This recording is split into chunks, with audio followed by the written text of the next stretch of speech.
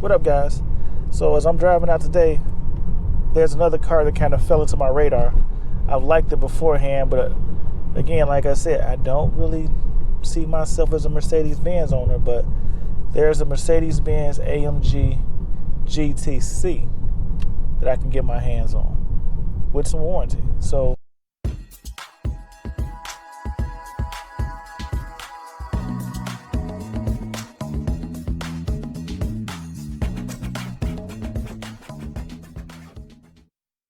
there's a Mercedes-Benz AMG GTC that I can get my hands on with some warranty. So it kind of brought itself into the equation, and it's in the same price range I'm looking for with all the other cars I've been mentioning that I've been looking for before. It's right around the same price range of the R8, the NSX, the Porsche Carrera S. So I think it's a viable option for consideration. So I'm gonna let you in on the look for this AMG GT as we get closer to taking a look at that vehicle. So let's head out and see if we can get behind the wheels of this car and see what it do, and let's see how it compares with the comparison of all the other vehicles I was looking at, and see if this may be a better bargain and I become a GT owner. Don't tell my boy DJ Elevate, he's been preaching for me to get a GT for the last 2-3 years. So we'll see.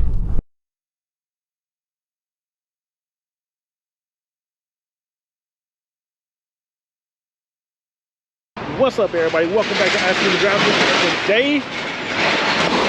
Today I got another video for you guys. So the funny thing about it is, everybody's been asking me what I'm going to do with Zeus, and I will say this to you: the more things change, the more things stay the same.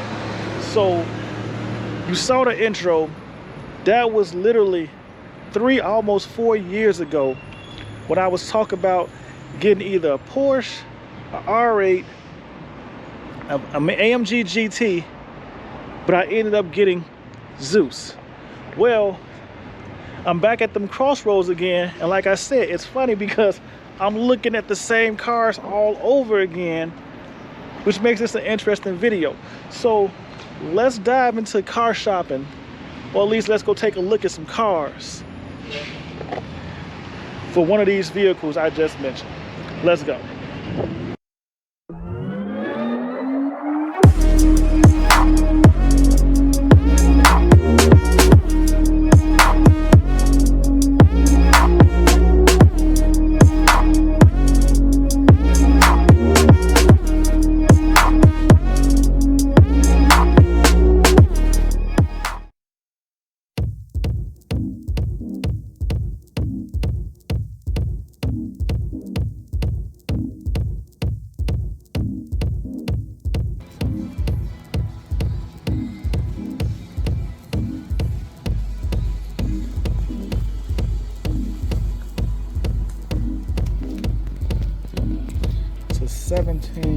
He said with 16,000 miles. It has the newer body style, which I do like. It's a 4S. But I'm also kind of consider the AMG GTS, which they both have their own benefits.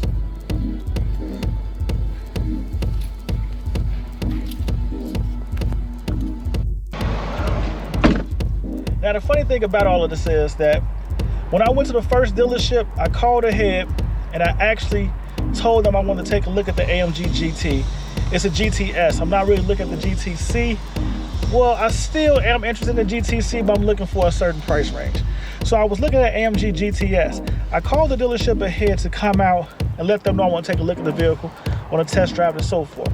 So when I get there, the car is still on the showroom floor. So that kind of bothered me, because I'll just be honest with you, I hate when I go shopping for cars and when I pull up and go in, they don't believe I can afford the car. So what they want to do is see if I'm qualified to purchase the car first, and I almost want to work out specific numbers on the car before they really remove it off the floor to let me see how it drives. Well, my concern is that I may not actually like the car. There's no point in letting you run my credit if I don't like the car. So I will be honest with you. I learned this process because I went through it really in depth when it came to the Audi R8. I really wanted the Audi R8 convertible. I still like the Audi R8 convertible. But believe it or not, at the height of 5'10", the car is not comfortable for me to sit in. I feel bunched up. My legs hit the steering wheel no matter how bad I adjust it. So it's really not a comfortable drive. So no matter what I decide to do with an Audi R8 convertible, whether the price is right or so forth, it's a car I just can't own, or at least not own comfortably. So that played a factor. Now I can't get inside of a coupe Audi R8. It has more space and leg room, which is more of a comfortable drive, but now that's a different commitment I have to commit to for ownership. So that part plays a role. So ever since then, I at least want to sit in the car, see how it feels and so forth, and drive it. So I'm heading to another dealership. It's called Greater Chicago Motors, and let's see how they work it out, because I will be honest with you, I purchased a car for number 4, and they don't always have the best, or should I say the most equipped cars, but they do take care of you when it comes to service. Let's take a quick break, and do me a favor, go ahead and hit that like button, subscribe to the channel, help me reach my goal of 25 before 25, which is 2,500 subscribers before the year 2025. We're chasing the movement. Be part of it. Join the channel, especially if you like the content you've seen so far. We have more stuff like this coming your way, and you too can help guide the focus of the content that comes your way. So subscribe to the channel, hit that like button.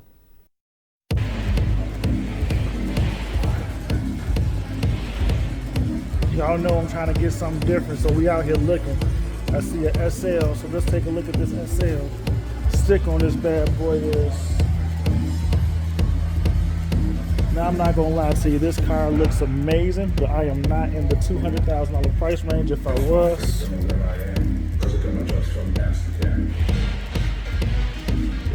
we'd be looking more at the Lambo.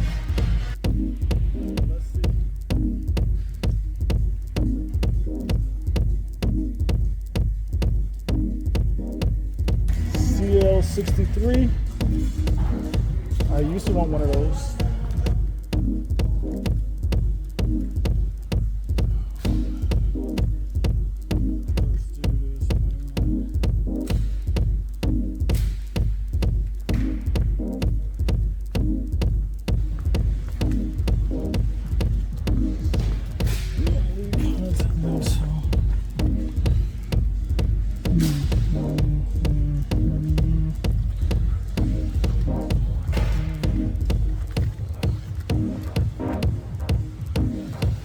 The question is, do you go for a Bentley? Do you go for a Bentley? Or do you go for a Range Rover?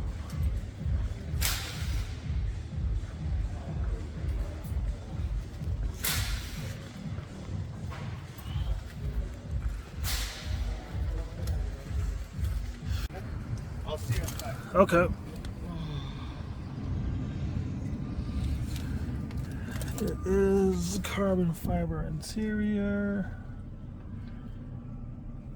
So I just got back off the test drive with the car, and I'll be honest with you, leg room, the speaker down there, leg room. Easy.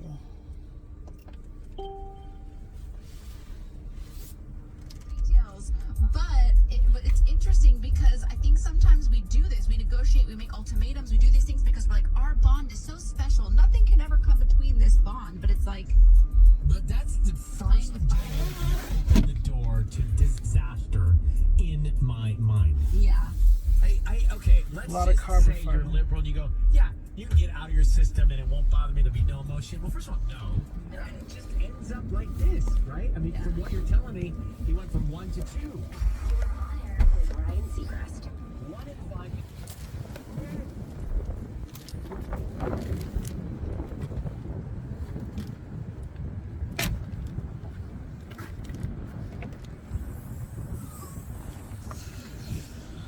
Truck space.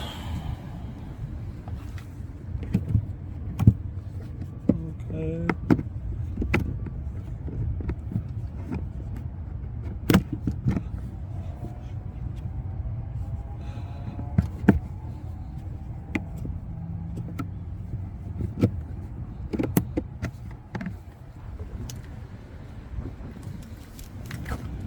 Got a subwoofer back here. Actually sounds not that bad.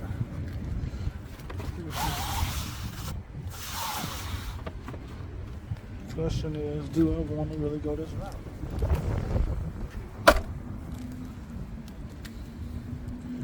It's definitely a different look.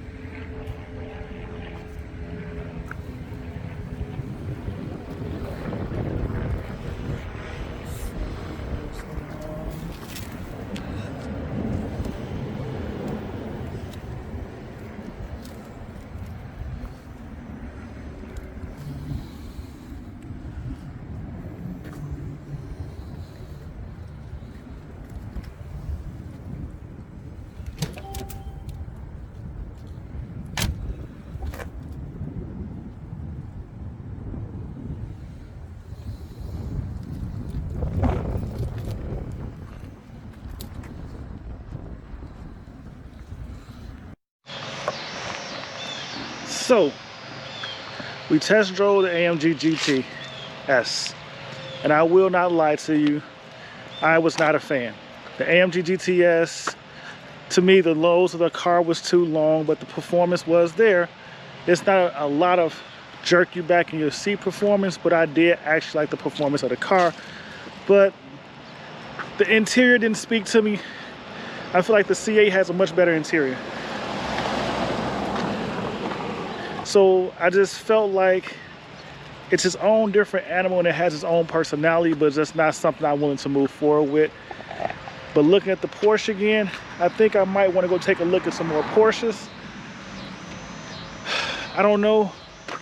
Honestly, I'm all over the place because as much as I don't like the AMG GT, or should I say as much as it didn't move me, I still like it. I just think the color was wrong.